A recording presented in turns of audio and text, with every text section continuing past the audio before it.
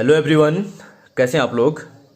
तो हम बात कर रहे हैं क्लास 11th एनसीईआरटी बुक और आज न्यू टॉपिक है हमारे पास general equation of a line. ठीक है ना। तो हमने इससे पहले वाली जो वीडियोज में बात की थी स्ट्रेट लाइन से रिलेटेड आपका चैप्टर है, तो उसमें हमने देखा था कि जो लाइन की जो अलग अलग फॉर्म थे, इंटरसेप्टर फॉर्म और या नॉर्मल फॉर्म, तो इनसे रिलेटेड हमने कुछ इक्वेशंस के बारे में डिस्कस किया था और उससे रिलेटेड जो भी क्वेश्चन बन रहे थे आपके या स्लोप वगैरह, तो उनको डिस्कस किया था। अब आज देखेंगे हम कि जो लाइन है उसकी जो जनरल इक्वेशंस होती हैं, ठीक है ना, उनके बारे में हम देखेंगे, जनरल इक्वेशन को समझेंगे और उससे रिलेटेड फिर उसके बाद जो डिफरेंट फॉर्म होते हैं किसी भी जो लाइन के डिफरेंट अलग अलग फॉर्म जो भी बनेंगे उसको हम कैसे करेंगे, और या किसी पॉइंट की लाइन से डिस्टेंस हुई, इन चीज़ों के बारे में डिस्कस करते हैं। फिर उसके बाद कुछ एक्सरसाइज के कुछ क्वेश्चन देखेंगे इसके। ठीक है, तो देखो फिर सबसे पहले क्या आपका general equation of a line, किसी भी लाइन है ना, उस लाइन की जो जनरल इक्वेशन होगी a x plus b y plus c is equal to 0, ये याद रखना हमेशा इस फॉर्म को। ठीक है ना, ये क्या होती है आपकी general equation of A line. किसी भी लाइन की जनरल इक्वेशन होगी इन टू वेरिएबल, दो वेरिएबल में आपकी। ठीक है ना, और ये भी ध्यान रखना कि अगर आपका ये हुआ किसके फॉर्म पे, फिर लीनियर इक्वेशन के फॉर्म पे हुई आपकी। ठीक है ना, और इसकी जो ग्राफ बनेगा, इसका जो ग्राफ बनेगा वो हमेशा क्या बनता है, स्ट्रेट लाइन। क्योंकि जो भी आपकी लीनियर इक्वेशन होती है उसका ग्राफ क्या रहता है, हमेशा आपने 9th-10th में पढ़ा है, एक स्ट्रेट लाइन में रहती है। तो ये भी आपकी क्या है, एक लीनियर इक्वेशन है। ठीक है ना, इन टू वेरिएबल है, तो इसका आपका सिंपल सा एक स्ट्रेट लाइन ग्राफ बनेगा। ठीक है, तो इसी को हम क्या बोलेंगे, जनरल इक्वेशन ऑफ लाइन। अब यहाँ पे आपका ए और बी क्या रहेंगे, कुछ कांस्टेंट टाइप के, ए बी सी कांस्टेंट होंगे और एक्स एंड वाई आपके क्या है, वेरिएबल है। ठीक है ना,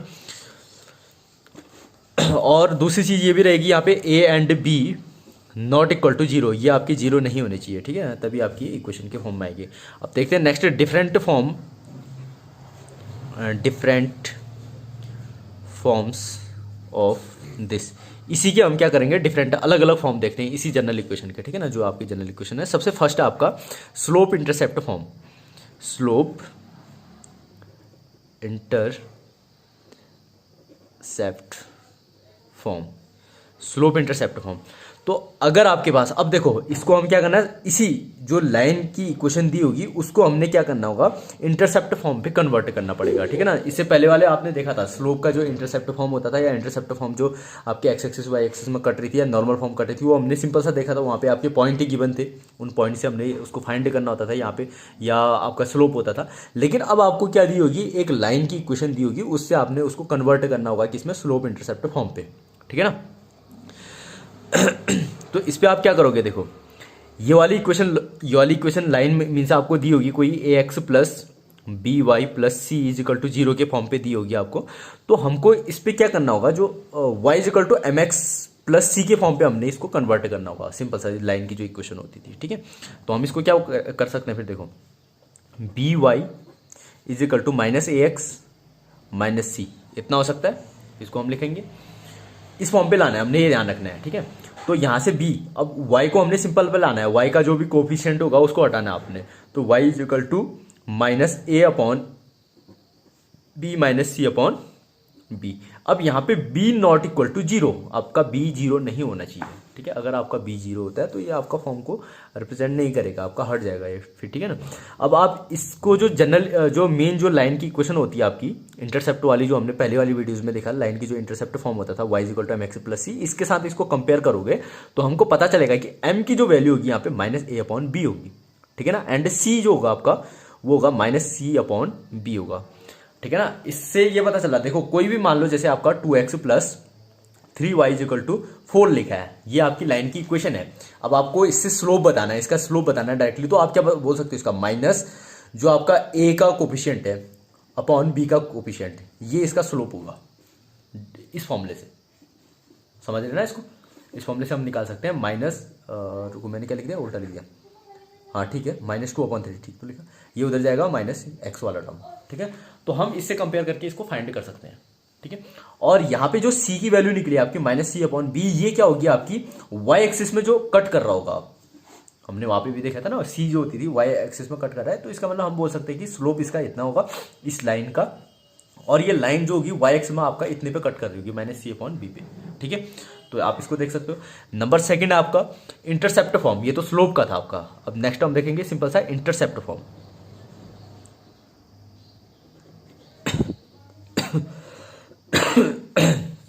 intercept form.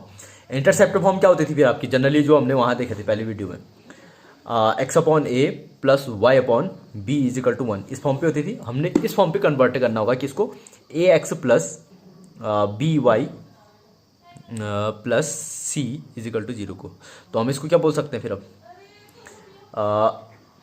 A x plus b y is equal to minus c, लेकिन इक्वल टू में हमको क्या चाहिए, प्लस का 1 चाहिए ना, तो माइनस सी को हटा दो यहाँ से, माइनस सी से सबको डिवाइड कर दो, a x upon minus c plus b y upon minus c is equal to 1, minus c से डिवाइड किया। लेकिन यहाँ पे एक्स का कोफिशिएंट भी कुछ नहीं चाहिए, एक्स और वाई का, तो इस कोफिशिएंट को अगर हटा के हम नीचे भेज दें तो हमारा ये हो सकता है minus C upon A plus Y minus C upon B, हम इस फॉर्म पे लिख सकते हैं इसको, ये कन्वर्ट हो गया आपका इस फॉर्म पे।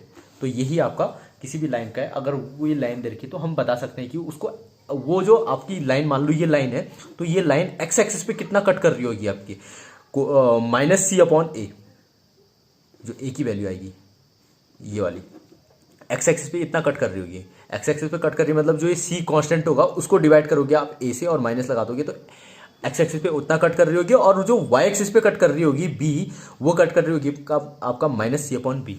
वाई एक्सिस पे मीन्स यहाँ पे जो कट कर रही होगी ये वैल्यूज ये निकलेगी आपकी, जब आप क्वेश्चन बना रहे होगे ना वहाँ पे समझ में आएगा। तो वाई एक्सिस पे आपका इतना कट कर रही होगी और एक्स एक्सिस पे इतना कट कर रही होगी, ठीक है। तो इससे ये आपका समझ में आ गया। जब भी आपका जनरली इक्वेशन दी होगी और मीन्स लाइन की इक्वेशन दी होगी एक्स वाई पे। नेक्स्ट हम देखते हैं नॉर्मल फॉर्म इसका, नॉर्मल फॉर्म, ठीक है ना। नॉर्मल फॉर्म हम क्या जानते हैं, देखो हमने देखा था जब भी नॉर्मल फॉर्म पे हमने वहाँ पे स्टडी की थी, तो x cos omega plus y cos omega के फॉर्म पे ले लेते हैं इसको, इक्वल टू पी, या थीटा की फॉर्म पे भी ले सकते हो आप, और थीटा भी बोल सकते हो इसको, अल्फा भी बोल सकते हो। मीन्स ये एंगल होगा आपका, ये क्या होगा, ओमेगा जो है एंगल, डब्ल्यू टाइप का ओमेगा ऐसा होता है, ध्यान रखना ऐसे करके, ठीक है ना, ओमेगा बोलते हैं इसको। तो यहाँ पे आपका ये नॉर्मल फॉर्म की इक्वेशन थी जनरल वाली। अब हमको क्या करना है, इसको इंटरसेप्टिव फॉर्म पे मीन्स उससे रिलेट कराना है इसको, a x plus b y equal to c, minus c कर देता हूँ मैं, इक्वल टू सी हुआ तो इधर जाके सी कर दिया मैंने, ठीक है ना। तो इससे रिलेट कराना है हमने इसको। तो हम यहाँ पे देख सकते हैं इसको, जो आपका इस फॉर्म पे आएगा, तो इसको डिवाइड कर दो आप, डिवाइड करोगे तो कितना बन जाएगा आपका, इससे इसको कर दो डिवाइड, ए अपॉन एक्स से एक्स कट गया, कॉस ओमेगा बना इज इक्वल टू, अब ये जो वाली मेथड थी मीन्स हमने यहाँ पे टोटली इसको सॉल्यूशन निकालना है ना, मीन्स यहाँ पे जो आपका कॉस ओमेगा और पी, इन चीज़ों की वैल्यू फाइंड करनी होगी हमने, तो ऐसे निकलती है, ठीक है। तो नेक्स्ट हम बोलेंगे बी अपॉन कितना हो जाएगा आपका, cos omega is equal to minus C upon P हो गया आपका, ठीक है, इतना बना। अब यहाँ से क्या करो आप, एक बार इन दोनों को ले लो, फिर एक बार में इन दोनों को सॉल्व कर लेंगे। इन दोनों को जब सॉल्व करेंगे तो यहाँ से कॉस ओमेगा फाइंड हो जाएगा आपका, cos omega is equal to कितना हो जाएगा, A P upon minus C, ठीक है, सिंपल सा। ऐसे हम बोलेंगे यहाँ से, ये क्या था, ये साइन था आपका, एक मैंने कॉस लिख दिया दोनों में, ये साइन है, इसको ध्यान देना आप, ये वाला साइन। तो यहाँ पे आपका दूसरा हो जाएगा sine omega is equal to कितना हो गया फिर, B P upon minus C, ठीक है ना। तो यहाँ पे कॉस ओमेगा और साइन ओमेगा की वैल्यू निकल गई। अब नेक्स्ट हमको क्या चाहिए होगा, यहाँ पे पी की वैल्यू फाइंड करनी होती है हमने, इस पी की वैल्यू। तो पी को फाइंड करने के लिए इसको स्क्वायरिंग एंड एडिंग कर दो बोथ साइड, तो कितना हो गया, cos square sine cos square omega plus sine square omega equal to 1 is equal to, ये कितना हो जाएगा आपका इधर, ए पी का whole square upon C square, A P का whole square upon C square हो गया ये, और प्लस बी पी का whole square upon C square equal to 1 आ गया। अब यहाँ से हमने पी का स्क्वायर फाइंड करना है, तो ये कितना बन जाएगा आपका, इसका एलसीएम ले लोगे, c square is equal to a square, p square को बाहर ले लेंगे, plus B square p square, p square is equal to कितना हो गया, c square upon a square plus B square. Next p is equal to हो गया under root, p is equal to हो गया आपका, यहाँ से स्क्वायर हटा दे तो सी आ गया आपका, नीचे आ जाएगा अंडर रूट ए स्क्वायर प्लस बी स्क्वायर, ये निकल गया आपका पी की वैल्यू, ये प्लस माइनस में हो जाएगी, ठीक है। अब पी की वैल्यू निकल गई तो हम इससे क्या निकाल सकते हैं, अब ए की वैल्यू भी फाइंड कर सकते हो आप लोग, ठीक है। सॉरी कॉस ओमेगा की value, cos omega equal to कौन सा था, ये था, तो इस पी की वैल्यू को यहाँ पे रख दोगे आप, तो कॉस ओमेगा निकल जाएगा, ऐसे साइन ओमेगा भी निकल जाएगा, ठीक है ना। तो यहाँ पे इसके कंपोनेंट निकल गया आपके कॉस ओमेगा और साइन ओमेगा के कंपोनेंट, ठीक है ना। तो इससे हमारे पास ये नॉर्मल फॉर्म का आ गया। अब जो नेक्स्ट आपकी बात आती है, नेक्स्ट जो इक्वेशन बने, नेक्स्ट जो फॉर्मूला बनता है वो बनता है आपका distance of a point from line. Distance of a point from a line, एक लाइन से किसी पॉइंट की डिस्टेंस। अब मान लो आपके पास कार्टेशियन प्लेन है एक्स वाई, ये आपके पास क्या है, एक लाइन है और एक पॉइंट यहाँ पे है। अब हमको फाइंड करना है कि इस लाइन की इस पॉइंट से कितनी डिस्टेंस होगी, दिस, ये फाइंड करना है, ये डी मान लो इसको, ठीक है ना। इसकी डिस्टेंस को फाइंड करना, तो इसकी डिस्टेंस के लिए मैं डायरेक्ट यहाँ पे फॉर्मूला लिख रहा हूँ, आप लोग बुक में देखना, इसको सॉल्यूशन कर रखा है इसमें, कैसे हम इसको फाइंड कर सकते हैं। तो जब भी होगा, देखो इस लाइन की इक्वेशन क्या होगी, हम जानते हैं लाइन की इक्वेशन आपको गिवन होगी a x plus b y plus equal to, direct में ले लेता हूँ उसको, या प्लस सी कर लो, plus c is equal to 0, इतनी आपकी लाइन की इक्वेशन होगी। अब हमको ये फाइंड करना है कि ये जो आपका डी है यहाँ से, तो इस डी की वैल्यू जो होगी, ये डिस्टेंस आपकी लाइन की पॉइंट से डिस्टेंस, ठीक है। तो डी इज इक्वल टू आपका होता है a x one plus b y one plus c upon under root of A square plus B square, ठीक है। अब बात आती है कि एक्स वन वाई वन क्या होंगे फिर हमारे पास, ए भी तो ठीक है आपकी, इस लाइन में जो ए होगा वो ए रख दोगे, जो बी होगा वो बी रख दोगे, जो सी होगा वो सी रख दोगे। ए एक्स वन वाई वन क्या होंगे आपके, इसके कोऑर्डिनेट होंगे, समझ रहे हो। जैसे आपका अगर हम इसकी क्वेश्चन बनेंगे, जब क्वेश्चन सॉल्व करोगे तो कुछ ऐसा दिया होगा आपको 2x plus 3y plus 4 minus 4 is equal to 0, इस टाइप का दिया होगा, और एक पॉइंट दिया होगा आपका 2,4। तो आपसे बोला गया होगा कि इस लाइन की इस पॉइंट से डिस्टेंस निकालो। तो यहाँ पे ए की जगह कौन होगा आपका 2 होगा, बी की जगह कौन होगा 3 होगा, सी की जगह -4 होगा, और x1 की जगह कौन होगा आपका 2, मीन से यहाँ की जो पॉइंट होगी 2 और 4 होगा। तो इससे रिलेटेड हम इसको फाइंड कर सकते हैं। ये फॉर्मूला आप जनरली याद करोगे, इसको डेटा में उसमें रख देना, मॉड में रखना है, क्योंकि डिस्टेंस हमेशा किस में आती है, पॉजिटिव में आती है। नेगेटिव पॉजिटिव का ध्यान न लेकर के पॉजिटिव में रखा जाता है, इसलिए हम इसमें क्या लगा देंगे, डिटरमिनेंट लगा, सॉरी मॉडुलस लगा देंगे, ठीक है। तो ये आपकी डी की वैल्यू फाइंड हो जाएगी आपके यहाँ से इस फॉर्मूले से, इसको आप लोग याद करोगे। नेक्स्ट जो आता है आपका, वो आता है आपका distance between two parallel line. Distance between two parallel lines. अब देखो फिर, ये आपके पास कार्टेशियन प्लेन है, यहाँ पे दो पैरेलल लाइन मान लेते हैं हम, एक लाइन ये है, एक लाइन ये है, ये दोनों के दोनों आपस में क्या है, पैरेलल है। तो इनके बीच की ये डिस्टेंस फाइंड करनी है आपने, ठीक है। मान लो ये डी आपकी, तो ये डिस्टेंस फाइंड करने, तो इस डिस्टेंस को फाइंड करने के लिए हम क्या करेंगे, देखो कभी भी जो पैरेलल लाइन होगी उसमें आपका ए एक्स, या इसको उस फॉर्म पे ले लें, y equal to M x plus C one, y equal to M x plus C two. कभी भी दो पैरेलल लाइन होती है तो उसके ये वाले फॉर्म दोनों x और y के कंपोनेंट क्या रहते हैं, सेम रहते हैं, बस डिफरेंस जो होता है उसका कांस्टेंट टर्म वाला डिफरेंट होता है।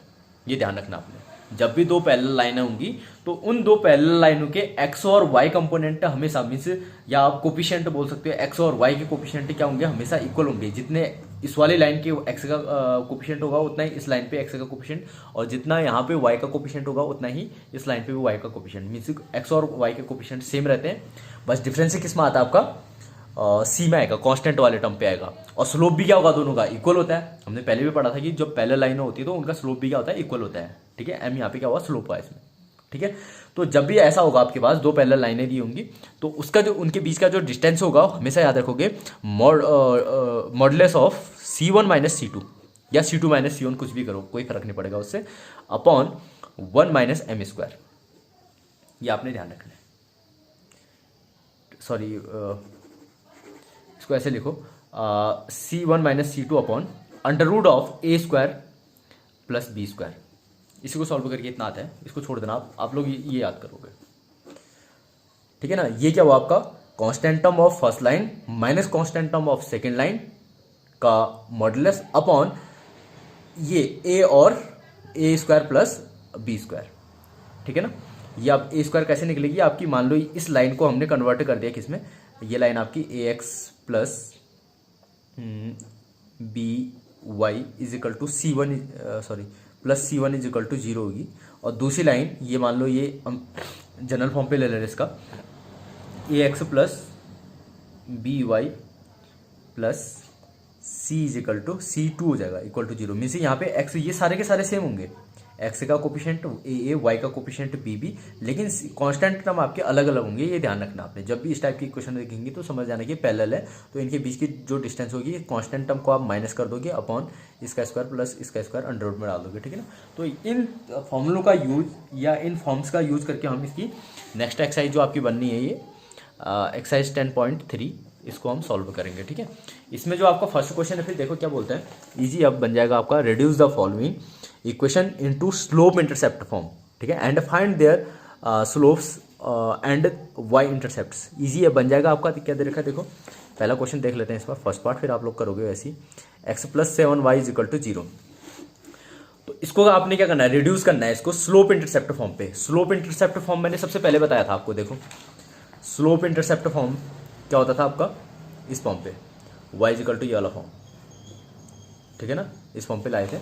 तो हम इसको रिड्यूस करेंगे उस फॉर्म पे, तो क्या बन जाएगा आपका, सिंपल सा निकालते हैं, y के फॉर्म पे लिखाएंगे, y इक्वल टू mx के फॉर्म पे लाएंगे इसको, 7y is equal to minus x हो गया। देन उसके बाद y इज इक्वल टू कितना हो जाएगा आपका, -1/7 x प्लस 0।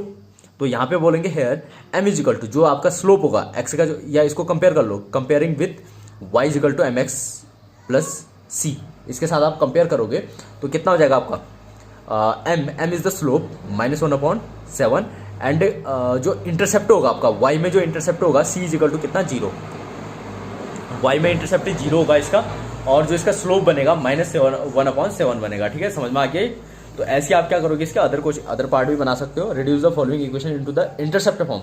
ये था आपका स्लोप इंटरसेप्ट फॉर्म, और नेक्स्ट वाला आपका only intercept form. Intercept form में क्या होता है आपका, x upon a plus y upon b is equal to 1 के फॉर्म में आपने इसको कन्वर्ट करना, और इसके जो कंपोनेंट होंगे, find their intercept on the axis, means x axis में जो आपका इंटरसेप्ट कर रहा है a, और y एक्सिस में जो इंटरसेप्ट कर रहा है b, इसको भी आपने बताना। मैंने बताया था ना, a की वैल्यू ऐसे निकालोगे -c अपॉन a कर देना, और b की वैल्यू आपकी क्या कर दोगे, -c अपॉन b। तो सिंपल सा आप देख करके बता सकते हो इसको, x एक्सिस में जो आपका इंटरसेप्ट कर रहा होगा ये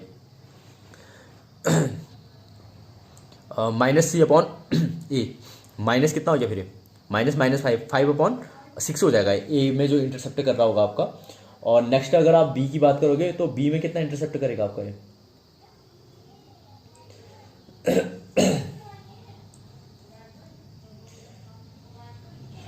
b में इंटरसेप्ट करेगा, b का भी निकाल सकते हो आप इसका 5/3। तो ऐसे करके आप इसका फाइंड कर सकते हो, ठीक है ना। तो सिंपली आप लोग इन क्वेश्चनों को कर लोगे, फर्स्ट सेकंड एंड थर्ड में भी देख लोगे, reduce the following equation into normal form, इसको नॉर्मल फॉर्म पे कन्वर्ट करना है, फर्स्ट सेकंड थर्ड क्वेश्चन को आप लोग कर लोगे, ठीक है ना। Okay, thank you.